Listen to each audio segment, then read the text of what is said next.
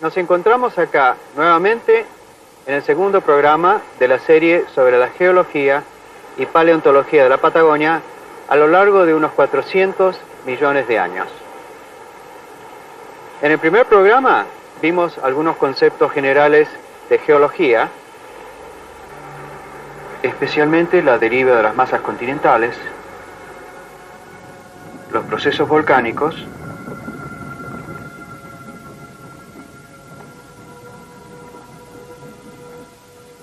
y las transformaciones del aspecto de la Tierra a través de la erosión.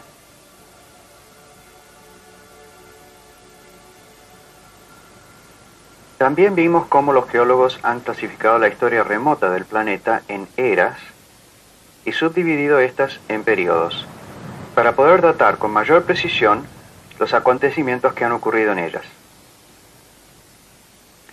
Durante la era precámbrica comenzó la vida con pequeños organismos unicelulares que se originaron en los mares y que se fueron haciendo organismos más complejos hasta eventualmente diferenciarse en dos grandes grupos, los animales y los vegetales.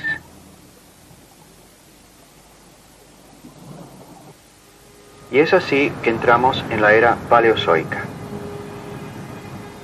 La era paleozoica comenzó hace alrededor de 570 millones de años y tuvo la duración casi inimaginable de 325 millones de años.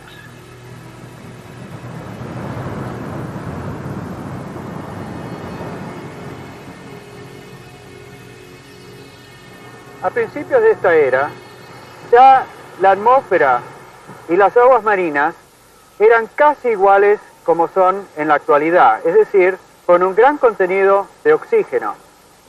El incremento del nivel de oxígeno que se había ido produciendo durante el precámbrico llegó en el paleozoico más bajo a un nivel tal que produjo un incremento sustancial en el número de nutrientes en el agua de mar. Esta cantidad de nutrientes llevó a una proliferación de los organismos multicelulares, los cuales pudieron ahora, debido precisamente a esa cantidad de oxígeno a la que se había llegado, desarrollar conchillas que les servían de sostén y de protección. La palabra paleozoico tiene raíces griegas. Palaios significa antiguo, zoon, animal. El paleozoico es la era de los animales antiguos.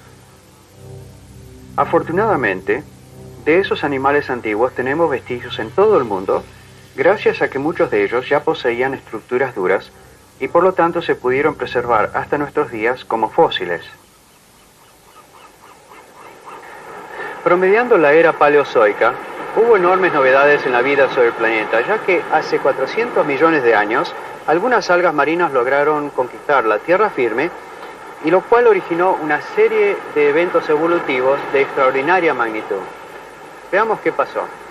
Acá vemos algas verdes, marinas, que han sido atrapadas durante una marea baja. Si la marea baja demasiado, estas algas pueden quedar atrapadas en tierra firme. ¿Acaso habrá sido esta la forma en que las primitivas plantas terrestres dominaron estos ambientes a partir de las formas marinas, como estas, que hace más de 400 millones de años desarrollaron la capacidad de sostenerse fuera de las aguas y avanzar así sobre los ambientes costeros? Estas plantas a su vez atrajeron algunos peces que se alimentaban de ellas. La conquista del medio terrestre por parte de los vertebrados se desarrolló hace aproximadamente 350 millones de años. Efectivamente, hasta ese momento, todos los vertebrados eran peces, es decir, organismos acuáticos. Sin embargo, algunos peces óseos presentaban las preadaptaciones necesarias para la generación de vertebrados terrestres. Dos de las preadaptaciones más importantes fueron el desarrollo de pulmones que les permitían respirar oxígeno atmosférico y la presencia de miembros pares con una estructura esqueletaria y muscular robusta, lo cual le permitía desplazarse en la superficie terrestre desde una charca a la otra. Los fenómenos adaptativos que debieron superar esos peces fueron sensacionales y tuvieron fuertes modificaciones en toda su anatomía ósea y muscular. Sus aletas natatorias se convirtieron en extremidades. Fortaleció la totalidad de su esqueleto. Su abdomen se reforzó con fuertes costillas para no aplastarse por su mismo peso. Su piel desarrolló métodos para no resecarse con el aire. Su vista y oído se adaptaron al medio aéreo y la fisiología de su reproducción comenzó un largo camino de transformaciones que habilitó a los vertebrados para la conquista y colonización del medio terrestre. Los primeros vertebrados terrestres fueron los anfibios. Los anfibios más antiguos eran muy diferentes de sus parientes que sobreviven hoy en día, los anuros, las salamandras y los sápodos. Aquí tenemos un representante triásico de esos grupos arcaicos hallado fuera de Patagonia en territorio argentino. Pero todos los anfibios dependen en gran medida del agua para su reproducción, por lo que su conquista del medio terrestre nunca fue completa. A la reproducción de estos animales se la denomina externa, ya que la hembra expulsa los huevos de su vientre y el macho las fertiliza en el agua una vez que han sido eliminados del cuerpo de la madre. Para que algunos animales de estos huevos puedan llegar a adultos, es necesario que la hembra ponga miles de huevos, puesto que hay infinidad de posibilidades de que predadores los coman antes que nazca la prole, y aun cuando estos son muy pequeños. En términos evolutivos, cuando una especie sobrevive, se la considera exitosa. Mirándolo desde este punto de vista, los anfibios han sido extraordinariamente exitosos en todo el mundo, ya que han sobrevivido hasta el día de hoy. Pero desde otro punto de vista son limitados, pues aunque viven sobre la superficie terrestre, nacen y se reproducen en el agua. Es decir, que para sobrevivir necesitan tanto del agua como de la tierra firme.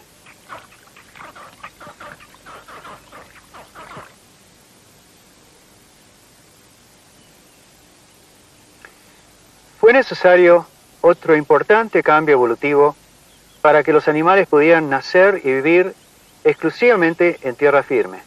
Y eso fue posible gracias a eso que un paleontólogo famoso ha denominado el gran invento de la naturaleza.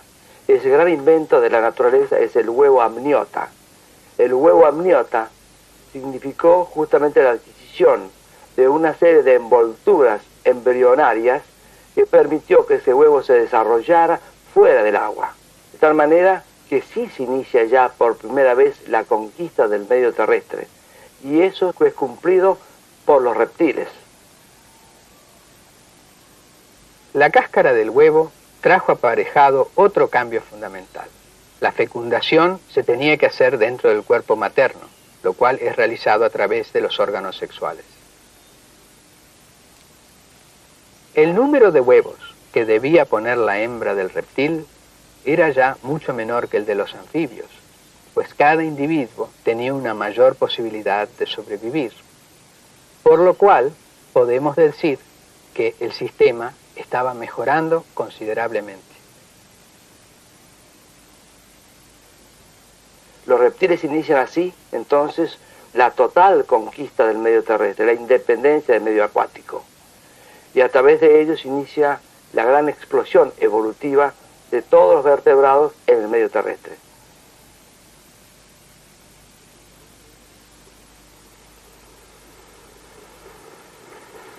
Pensar que estos animales se originaron hace unos 300 millones de años y que produjeron infinidad de variaciones, cuyo éxito estaba controlado en parte por los cambios climáticos y ambientales.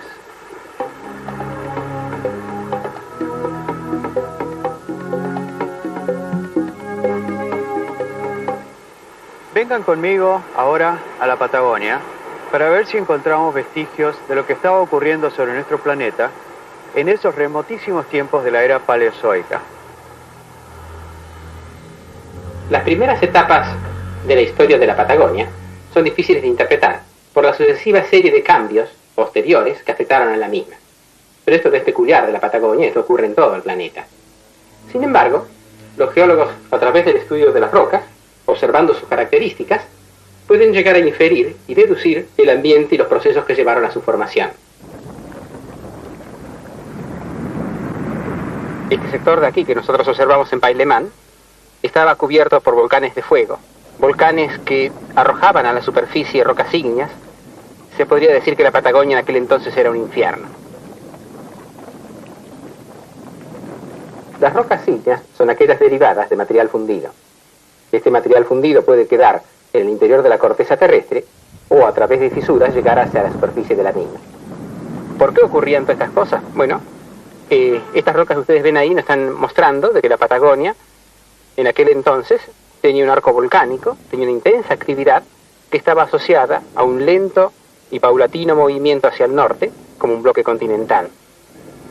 Ahora sabemos que hará aproximadamente unos 400 millones de años, una serie de masas continentales se habían unido en el hemisferio sur para constituir un gran supercontinente, el supercontinente de Gondwana. Una reciente hipótesis postula que, como una parte de ese gran rompecabezas, existían tres regiones, la península antártica, las Islas Malvinas y la misma Patagonia, como parte de un único continente. Ese continente, siguiendo rumbos desconocidos, comenzó a aproximarse hacia el Gondwana. Veamos cómo en Patagonia hay indicios irrefutables de este hecho.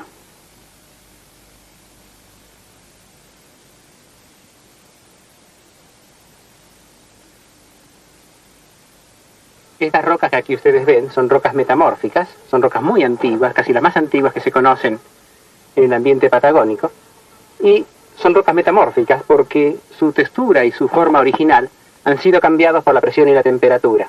Condiciones de presión y temperatura que en la Tierra solamente se encuentran entre los 10 y 15 kilómetros de profundidad. Estos estratos marinos, que los podemos observar en las profundidades de esta mina de hierro en Sierra Grande, fueron deformados y fracturados por un evento muy importante. Esta falla que aquí vemos es un testimonio de esta deformación. La intensa deformación asociada a esta colisión ha quedado registrada en apretados pliegues que nos indican un importante acortamiento de la corteza, ocurridos al promediar el Paleozoico. Estas rocas metamórficas solamente pueden llegar a la superficie cuando se producen grandes eventos, como puede ser la colisión de dos masas continentales.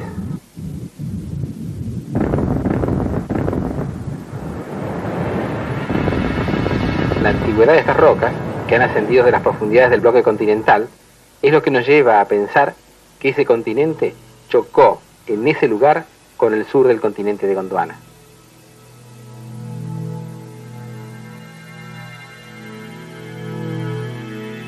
Este gran choque se habría producido promediando el Paleozoico, esto es, hace unos 350 millones de años atrás, y se habría prolongado por unos 70 millones de años.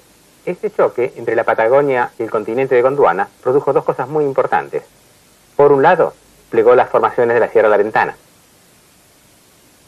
Y por el otro, produjo el intenso plegamiento y la deformación que hoy vemos en la Sierra Grande. Entre estas dos cadenas montañosas hay hoy una gran depresión, que corresponde a la cuenca del río Colorado, que durante el Mesozoico y el Cenozoico se fue rellenando y por la que hoy surcan no solamente este río, sino también el Río Negro. Esta cuenca sedimentaria se originó por extensión a lo largo de la antigua cicatriz o sutura que unía el Gondwana con la Patagonia. Pensemos que todo esto estaba ocurriendo hace más de 300 millones de años, en tiempos geológicos remotísimos en relación con nuestras vidas y experiencias. Hay que pensar también que la Patagonia en esos remotos tiempos no era como es en la actualidad, ya que, por ejemplo, la cordillera de los Andes aún no existía. Esta se formó muchos millones de años más tarde. La cordillera de los Andes actualmente tiene picos que exceden los 6.000 metros de altura, y es una cadena relativamente joven que se formó en los últimos 15 millones de años. Las montañas que se formaron por la colisión de la Patagonia quizás no hayan sido tan altas. Pero con el correr de los millones y millones de años, se fueron desmoronando, desgastando, erosionándose, hasta quedar como es actualmente la Sierra La Ventana, muy gastada y de poca altura, ya que sus cerros más altos no pasan de los 1.500 metros sobre el nivel del mar. Pero veamos si existen claves en otras disciplinas que avalen, que refuercen la idea de la colisión de dos continentes. Esta teoría de un continente que se adosó al Gondwana durante el Paleozoico superior parece tener confirmación en ciertos datos paleontológicos, más precisamente paleobotánicos. En efecto, hace unos 300 millones de años aproximadamente, lo que es Patagonia fue enriqueciéndose con helechos arborescentes. Así se puede deducir que ese enriquecimiento se debió a la unión de esos dos continentes. El continente en el que venía Patagonia, que tenía una vegetación pobre, y Gondwana, que ya tenía una vegetación rica y variada. Restos fósiles de plantas de épocas tan remotas son difíciles de encontrar, pero en Patagonia hay lugares en que se han encontrado cosas muy interesantes. Recientemente se produjo un descubrimiento realmente sensacional. En capas de 300 millones de años de antigüedad aproximadamente, se descubrieron moldes de licofitas arborescentes que dada su proximidad nos llevó a interpretar a las mismas como integrantes de un antiguo bosque con individuos cuya talla pudo haber llegado hasta los 10 metros.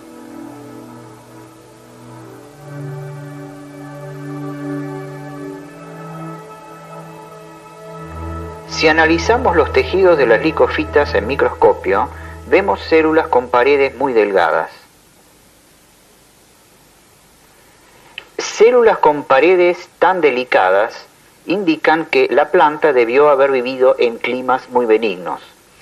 Es decir, que debió de estar en temperaturas superiores al punto de congelamiento. ¿Por qué?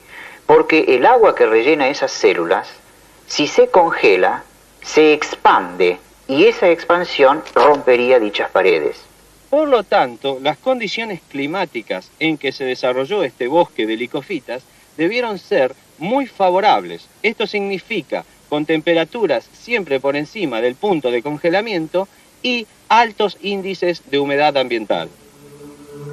Mientras todas esas formas de vida se iban desarrollando sobre nuestro planeta, su fisonomía, su geografía, iba cambiando gradualmente gracias a los constantes movimientos de sus masas continentales. Esos movimientos nunca cesan y van reubicando las piezas de ese colosal rompecabezas sobre la superficie de nuestro planeta. Durante el Paleozoico, con el correr de los millones de años, varios continentes fueron uniéndose para formar un solo supercontinente que los integraba a todos. Este supercontinente lo llamaremos Pangea. Es una palabra griega en la que pan significa total y gea significa tierra. Este supercontinente, esta enorme masa continental, tuvo una gran estabilidad moviéndose como un todo respecto del eje de rotación terrestre. Cuando el Gondwana se unió con el resto de los continentes, se dieron las condiciones necesarias para un buen intercambio entre la vegetación ecuatorial con la que vivía más hacia el polo sur.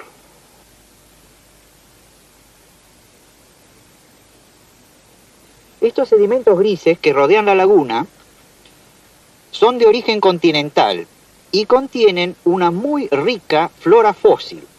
Esta flora se caracteriza por presentar elementos que son típicos del supercontinente de Gondwana, acompañados por helechos, muchas veces arborescentes, que caracterizarían más bien climas cálidos.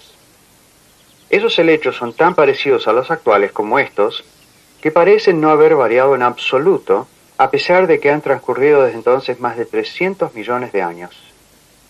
Los helechos se reproducen por corpúsculos microscópicos que se denominan esporas.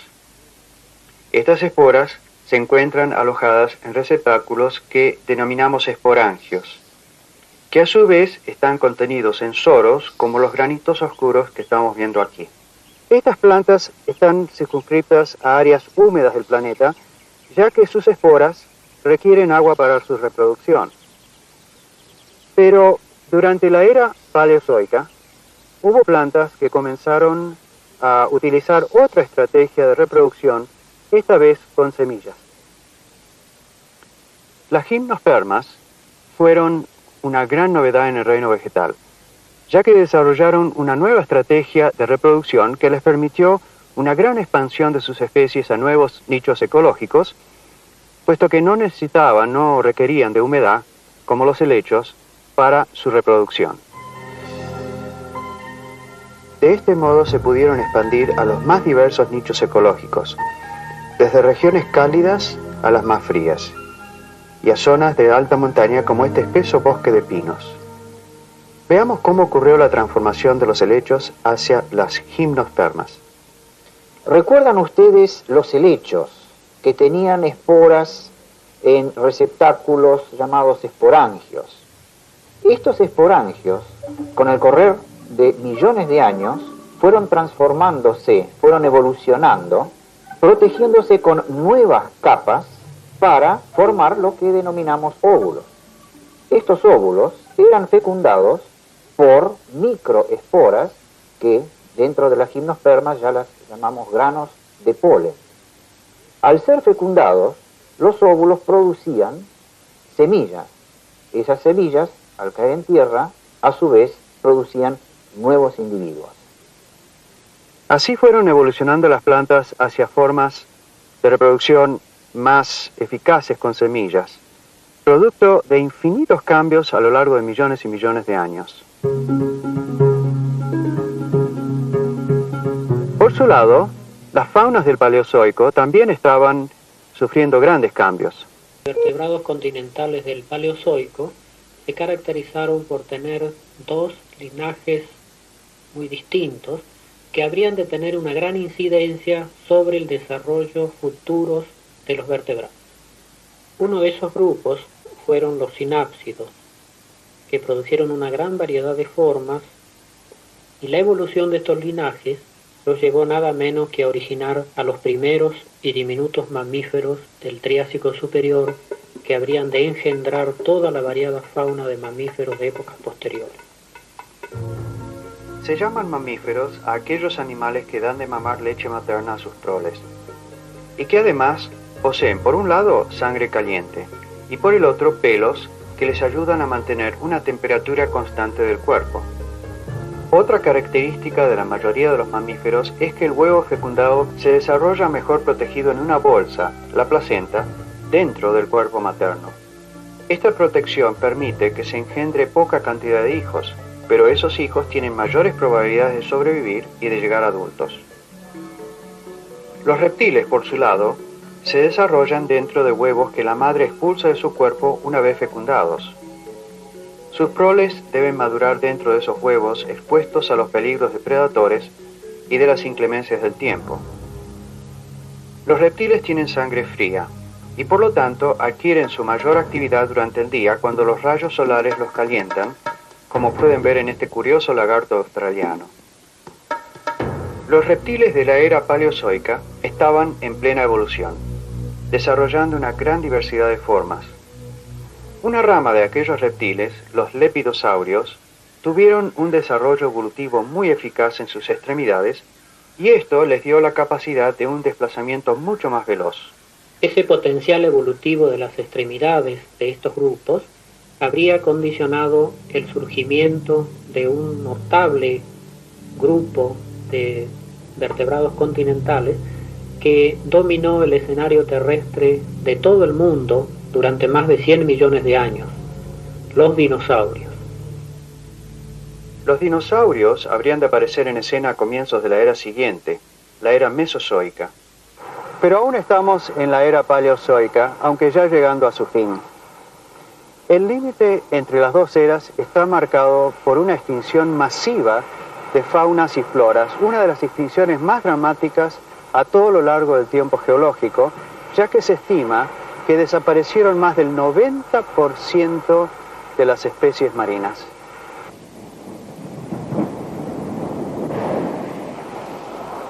Como en todas las extinciones, las causas específicas aún no son totalmente conocidas, pero hay hipótesis que tratan de explicarlas. Una de ellas, por ejemplo, en este caso, fue la rápida salinización de las aguas marinas que se dio en ese periodo de tiempo. La salinización se produjo por la erosión de productos sedimentarios que bajaban de las regiones continentales. y las faunas marinas que no se pudieron adaptar a ese alto contenido de sal se extinguieron. Al mismo tiempo, debido a la formación del supercontinente Pangea, se redujo drásticamente la extensión de las plataformas costeras y con ello las superficies habitables de muchos grupos de organismos. Estas son algunas de las razones por las cuales los geólogos han coincidido en que 245 millones de años atrás marca el fin de la era paleozoica y el comienzo de la era mesozoica.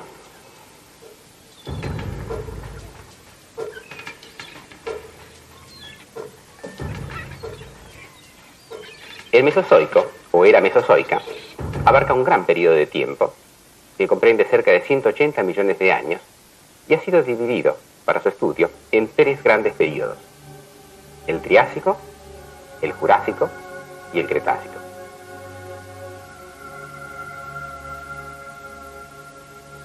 El Triásico es un periodo que se inició hace 245 millones de años y marca en especial una época de gran estabilidad dentro de la corteza terrestre. Los geólogos dicen que el Triásico fue un periodo geocrático.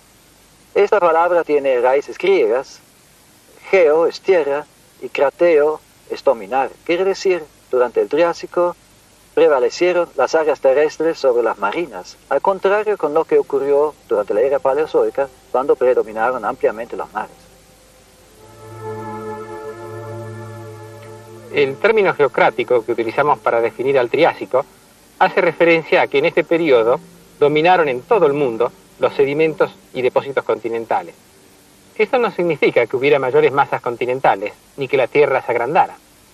Lo que ocurrió es que al unirse los diferentes bloques continentales en ese gran supercontinente de Pangea, permitió un desarrollo de las faunas terrestres en detrimento de las faunas marinas, dado que gran parte de las plataformas submarinas desaparecieron durante las sucesivas colisiones de las masas hasta su integración.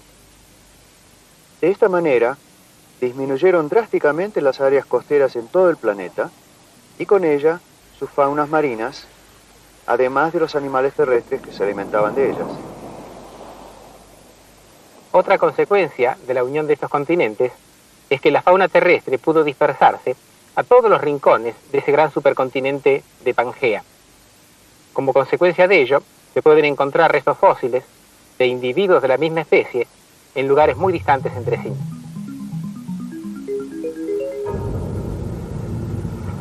Durante el período Triásico, el sistema circulatorio del único océano que había, el Océano Pacífico, era relativamente simple. Hubo una gran célula de circulación oceánica en el hemisferio norte y otra de una magnitud similar al sur del Ecuador. Y las aguas templadas de las áreas tropicales pudieron llegar hasta altas latitudes en esos tiempos remotos. Si las masas de agua se mantienen en movimiento, circulando libremente alrededor del planeta, tienden a uniformar sus temperaturas. Por lo tanto, no hubo grandes diferencias de temperatura entre las zonas polares y las zonas ecuatoriales a todo lo largo de la era mesozoica. Y no se formaron grandes masas de hielo como los que existen actualmente sobre los polos. Ese hecho está confirmado por el descubrimiento de restos fósiles de plantas subtropicales y de huesos de animales gigantescos, animales herbívoros de zonas cálidas, que habitaron durante la era mesozoica lo que es hoy el continente antártico. Es decir, que mientras existió el supercontinente Pangea y un solo océano bañaba sus costas, las temperaturas en todo el planeta fueron uniformemente cálidas. Y esto es porque los rayos solares tienden a calentar con mucha más eficacia las aguas del mar que la superficie terrestre. Esta situación es muy importante para la economía calórica del planeta Tierra. La energía solar que llega a la superficie de las aguas oceánicas es transportada mediante el mecanismo de convección a las profundidades oceánicas y así se produce un calentamiento paulatino. Y este balance positivo no se prolonga solamente durante el periodo Triásico, sino casi durante todo el Mesozoico, lo cual le da a esta era mucho de su idiosincrasia.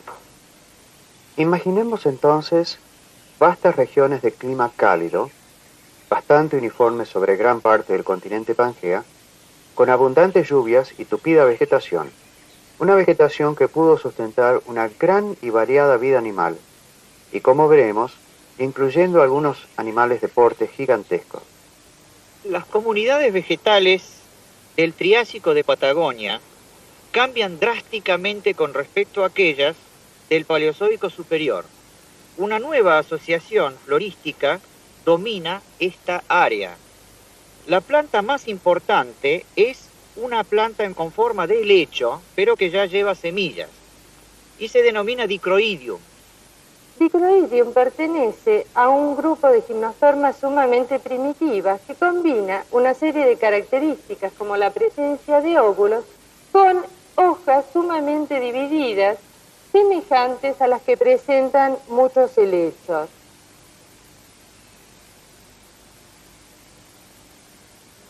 No solamente este elemento existe en estas asociaciones, hay numerosos helechos, hay nuevas coníferas, en fin, toda una asociación rica y exuberante, la cual muy probablemente ha sido una buena fuente alimenticia para los vertebrados que vivieron en esa época. Coincidiendo con el cambio florístico tan marcado, aparecen en el Triásico de Patagonia por primera vez los dinosaurios.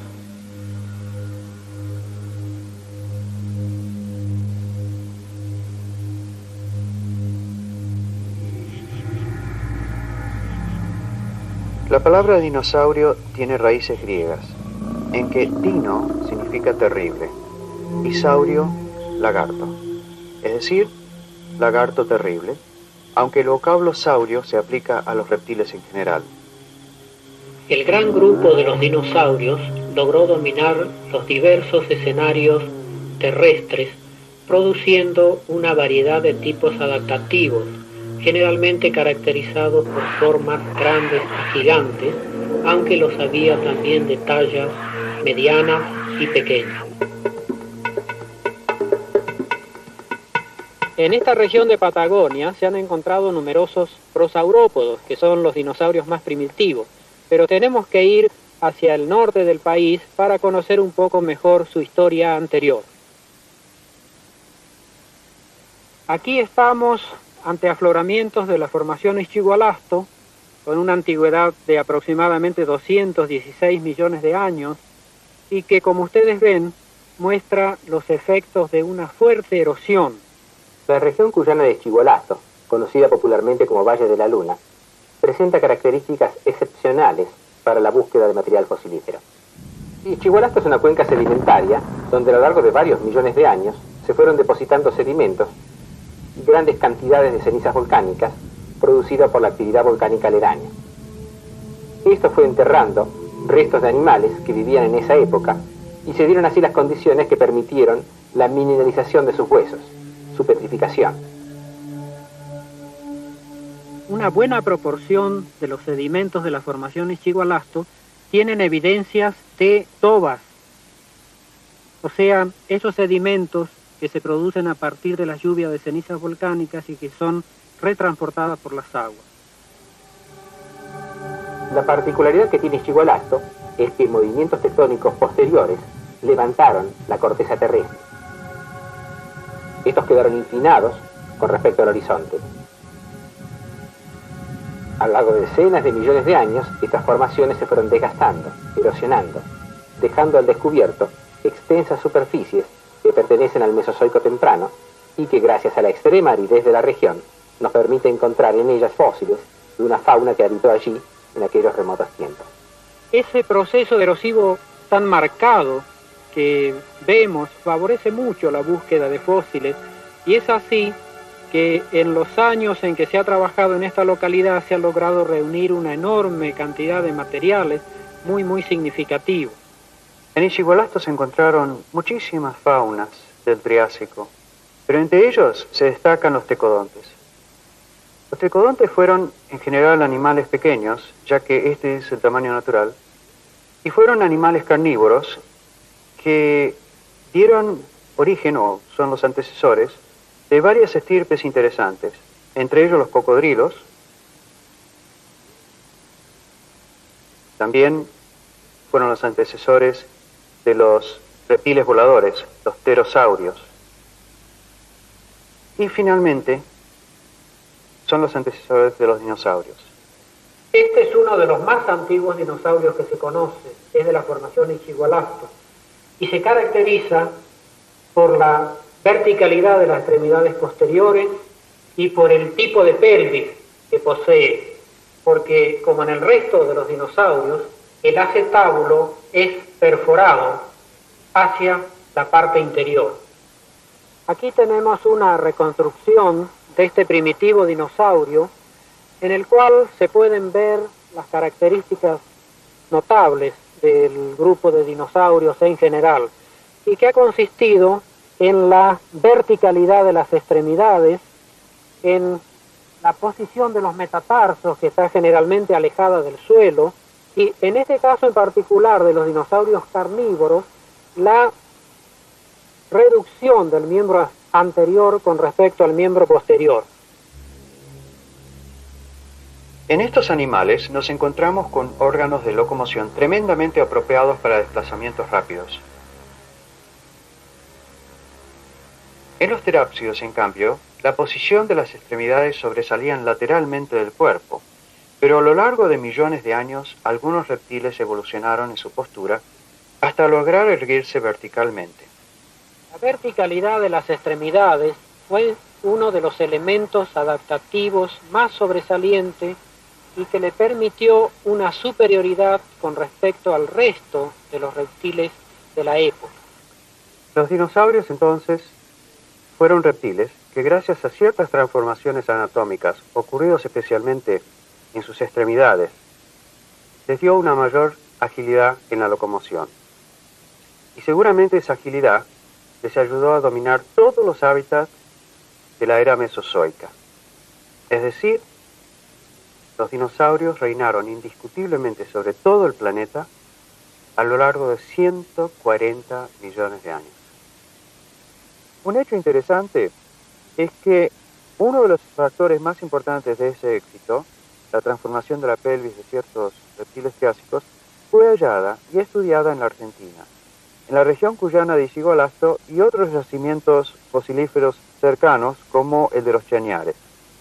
En concreciones comparables a estas, que naturalmente hay que partirlas, se suelen encontrar restos de pequeños vertebrados, generalmente completos en posición articular. Lo interesante de estos hallazgos es que se han encontrado las formas más transitivas entre los grupos ancestrales de mamíferos y de dinosaurios. Como hemos visto, durante la era paleozoica, los lepidosaurios eran reptiles con miembros de locomoción verticales y por lo tanto ágiles corredores. Bueno, en los Chañares se ha encontrado un grupo de lepidosaurios muy interesante, los arcosaurios. Los arcosaurios se caracterizaron por la especialización que generalmente desarrollaron en sus extremidades, que se han alargado mucho, asociado a una pelvis todavía relativamente primitiva, pero nos indica una locomoción muy avanzada. Es decir, este pequeño animal es uno de los pocos ejemplos con las características transicionales hacia los dinosaurios. Como vemos, el Triásico fue un periodo de grandes transformaciones evolutivas. Por ejemplo, los reptiles terápsidos, que habían aparecido en la era anterior, en el Paleozoico, ahora estaban en su culminación con una variedad de formas que fueron mamiferoides, es decir, tendiendo a ser mamíferos. Entre ellos los había carnívoros y también formas herbívoras. Este reptil mamiferoide de la formación Ichigualasto corresponde a ese linaje de los terápsidos que se especializaron para hábitos herbívoros y poseían las extremidades, especialmente las anteriores, en una posición muy primitiva. En el cráneo poseían especializaciones notables, como es la pérdida de todos los dientes, tanto inferiores como superiores, y el desarrollo de una gran superficie para la inserción de tejidos córneos que hacían un recubrimiento en la parte anterior del hocico y en la parte anterior de la mandíbula, similar a la de las tortugas actuales. El gran número de ejemplares que se encuentran fosilizados, la cantidad de vegetales que se encuentran a lo largo de los depósitos que contienen estos fósiles, nos han hecho pensar que las condiciones ambientales en que vivieron debieron ser muy húmedas. En lo que es hoy un desierto con escasísima vida vegetal. Y es por eso que es tan propicio para el hallazgo de una cantidad de estos restos fósiles. Por ejemplo, este cráneo encontrado cabeza abajo en el sedimento. Este es un cráneo de un sinodonte, un cráneo grande, la parte posterior, la parte de adelante. Acá se ven los dos colmillos, acá están los poscaninos. Toda la vista palatina de un sinodonte que corresponde a ese grupo de reptiles mamíferoides que dio origen a los mamíferos. Seguramente al excavarlo debe estar toda la parte restante completa. En esta reconstrucción de un sinodonte de las formaciones Chigualasto, vemos que las extremidades, tanto anteriores como posteriores, conservan caracteres muy primitivos, o sea que son cortas y muy separadas del eje central del animal. En cambio, vemos que la cabeza tiene unas proporciones relativamente grandes y es justamente en donde se ha centrado la evolución de este grupo de reptiles mamíferoides. Es realmente notable la diferencia entre los reptiles lepidosaurios, que poseían cabezas pequeñas y un mayor desarrollo en sus extremidades, con los linajes de sinápsidos que eventualmente darían origen a los mamíferos, con un mayor desarrollo en los sentidos y un aumento del volumen craneano. ¿Qué habrá causado el impulso evolutivo hacia formas tan divergentes? Es posible especular que entre muchos de estos reptiles mamíferoides, los pequeños pudieron esconderse durante el día en grietas, bajo las hojas o en los árboles, y escapar así de sus predadores. Esto significa que se tenían que alimentar de noche, lo cual requería actividad y requería grandes cambios en los sentidos. De modo que desarrollaron ojos grandes, un agudo sentido del olfato, bigotes sensibles al tacto y especialmente un oído muy sensible. Dado que los reptiles se vuelven ágiles durante el día, esos animales que salían de noche estarían a salvo de reptiles predadores carnívoros. Pero estos pequeños animales tenían que mantener una temperatura corporal bastante alta y constante para poder estar activos durante la noche, de modo que desarrollaron pelos como un elemento aislante de sus cuerpos. Eventualmente regularon sus temperaturas elevando sus metabolismos. De esta manera, a lo largo de muchos millones de años se convirtieron en animales de sangre caliente. Esto implica que necesitaban ingerir más calorías en proporción al peso de sus cuerpos. De esta manera, gradualmente, con el paso de los millones de años, se pudieron independizar más de los ambientes y de los climas. Esa podía haber sido una sucesión de factores evolutivos que dio origen a los mamíferos. Pero dejemos por ahora a los mamíferos y centremos nuestra atención sobre los dinosaurios, que fueron sin duda los animales que dominaron toda la era mesozoica. Recordemos que entre los dinosaurios había dos grandes linajes. Por un lado estaban los carnívoros, animales ágiles, bípedos, es decir, que se movilizaban sobre sus extremidades posteriores, y muy ágiles, que les facilitaba conseguir la presa. Y por otro lado, hubo también dinosaurios herbívoros, es decir, aquellos que se alimentaban exclusivamente de vegetales. Y aunque entre ellos había bípedos, una gran cantidad, que se comenzaron a perfilar con tallas gigantescas, fueron cuadrúpedos. Y que se caracterizaron por mantener también la extremidad posterior bastante más desarrollada, más larga que la extremidad anterior. Estos dinosaurios fueron fundamentalmente herbívoros y los más primitivos de ellos se los conoce como prosaurópodos. En 1976 se hizo un hallazgo espectacular en estos afloramientos de la laguna del Tranquilo. Se encontraron en una concreción despedazada por la erosión los restos de 11 pichones de dinosaurios que por primera vez nos revelan cómo eran las etapas iniciales de crecimiento de estos grandes animales. Fueron encontrados en un nódulo que destrozado cubría una superficie de unos 2 metros cuadrados y en fragmentos así como este, que luego se prepararon en laboratorio, recién nos dimos cuenta que se trataba del hallazgo de una serie de pichones asociados a 2 huevos y que nos dan por primera vez información sobre el crecimiento diferencial de las distintas partes del esqueleto de estos primitivos dinosaurios. Durante su crecimiento, alargaban progresivamente las vértebras del cuello y la cabeza, hasta asemejarse a los perfiles del cráneo y del cuello de los animales adultos.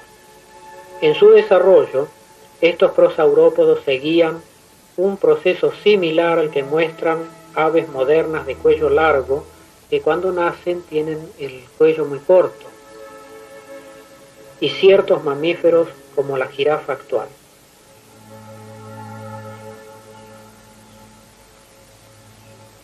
Es evidente que esta especie construía una forma de nidos, tal vez comparable al de algunas aves terrestres como el avestruz o el ñandú sudamericano. Otros grupos de reptiles marinos, como las tortugas que desovan en la playa, no llegan a reconocer a sus crías porque falta esa relación parental con ellas. El descubrimiento de este nido de antiguos dinosaurios en Patagonia nos revela por primera vez que el comportamiento de estos primitivos dinosaurios debió incluir una etapa de cuidado de las crías, en el cual los padres brindaban protección y alimento para una etapa de su desarrollo. Patagonia, esos dinosaurios prosaurópodos, a pesar de ser primitivos, antiguos, ya tenían las características anatómicas fundamentales que han distinguido al resto de los dinosaurios herbívoros, caracterizados por cuellos largos y cráneos relativamente chicos. Estos dinosaurios prosaurópodos que se encuentran acá en gran número han sido registrados en diversos continentes, en China, en Europa, en América del Norte, y demuestran la existencia de una distribución pangeica para estos prosaurópodos. Para visualizar esto mejor, hagamos de cuenta que volvemos unos 200 millones de años atrás.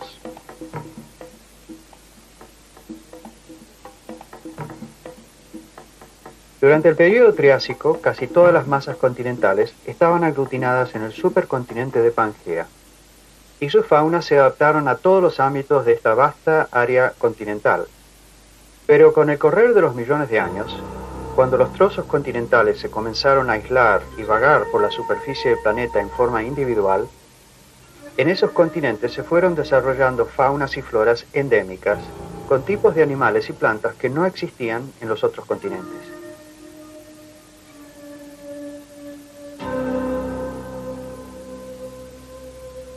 Y bien, a lo largo de este programa hemos visto cómo durante la era paleozoica los vertebrados conquistaron la tierra firme. Se formó un gran supercontinente que aglutinó todas las masas continentales del globo.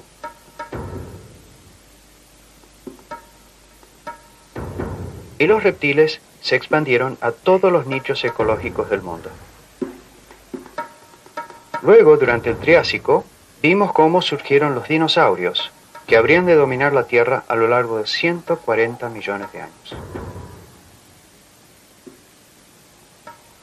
En el programa que viene recorreremos el periodo Jurásico, en el cual los dinosaurios alcanzaron tallas gigantescas y procesos volcánicos de magnitudes asombrosas cambiaron completamente la fisonomía de la Patagonia.